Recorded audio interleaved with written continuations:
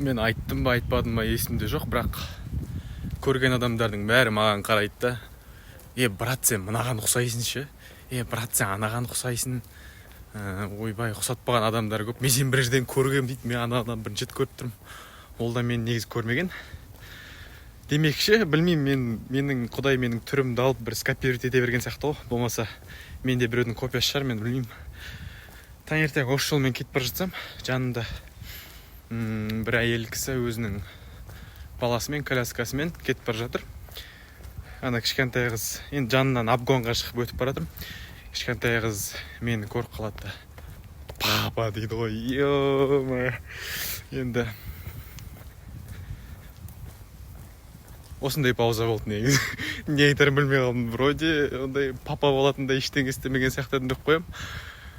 Білмеймін, енді түсінбей қалдым негізі.